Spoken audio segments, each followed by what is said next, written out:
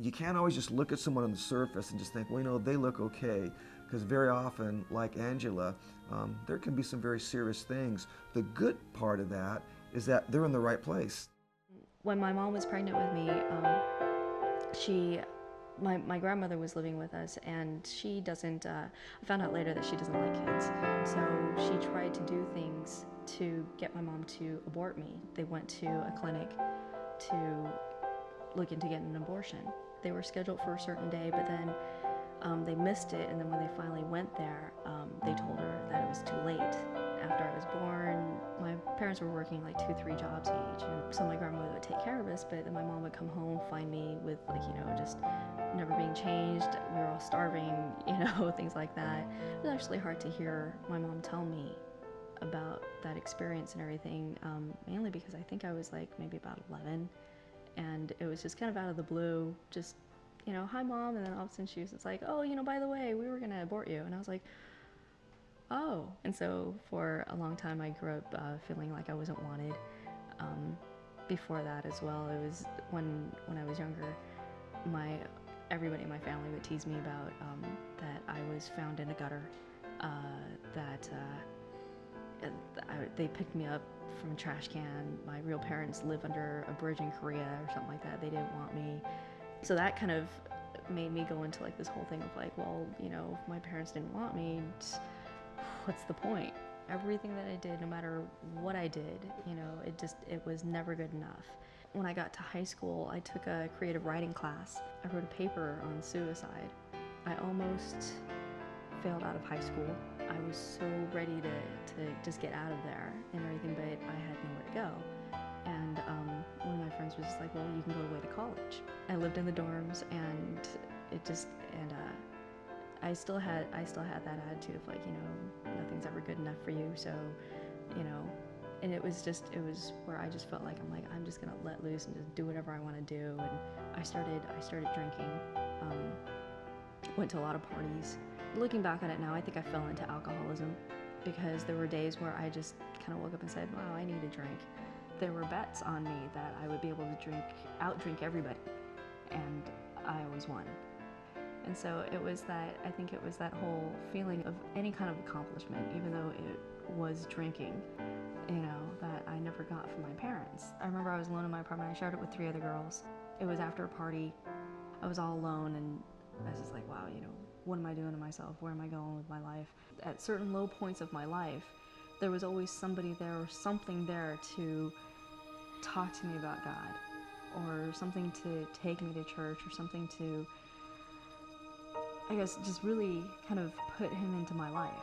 I see the points of when he was trying to reach me, and I see the points now of where I turned away from him and I said, no, I don't need you, and I tried to do my own thing, but he was just constantly there, just trying to help me out with things and not let me fall, really, not let me get to a point of where I would succeed in my suicide, not to, be so depressed to where I thought that there was no hope at all.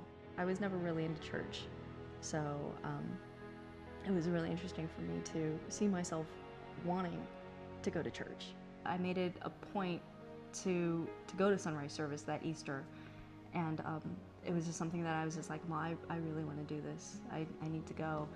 At the time I was living with my boyfriend, and he was just like, yeah, it's too early, I can't go. I was like, that's fine, I'll be back for you later then. And I went to sunrise service, and I don't know what it was, but it was singing the hymns, being out there, watching the sun come up, the sermon, just everything. I was just filled with something that I was just like, wow, this is different. There's something really different today. After service, I rushed home and I was like, guess what? And I was like, we need to do this, and he looked at me and he was like, you've been thinking about this for a while, haven't you? And I'm like, it's been kind of there, but I really didn't know. I wasn't sure about it. And we went back, and I think we went back to like the 10 or the 12 o'clock service, and I went there, and it was just the same feeling. I was like, oh my gosh. When Pastor Jim was asking, for everybody to close their eyes, and then, for the those who wanted to commit themselves to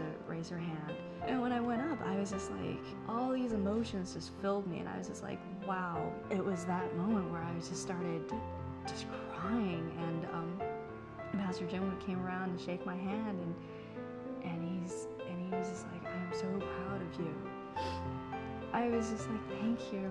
That was just the feeling that I just never wanted to lose again. It was something that you're just like, I need to have this every single day. When I found out about Angela and heard her story, I almost wanted to start crying because I realized once again, it's just not a hand, not just someone coming forward. It's a life that's been absolutely transformed. And not only for her and her family, think of the future. I mean, who knows what's going to happen in the future, because she made a choice to get past all of that, and everything in the future is going to be different. It's amazing just how I can see how he's been in my life from the day I was in my mother's womb to today, going through everything, how my parents weren't able to get the abortion, how he saved me from taking all these different pills and trying to commit suicide. I tried to slit my wrist, but then just at that very moment, it was like somebody would walk in and say, hey, what are you doing? And it was one of those things where it was that feeling where you just knew it had to be God, because it couldn't be anything else. And it was just so awesome.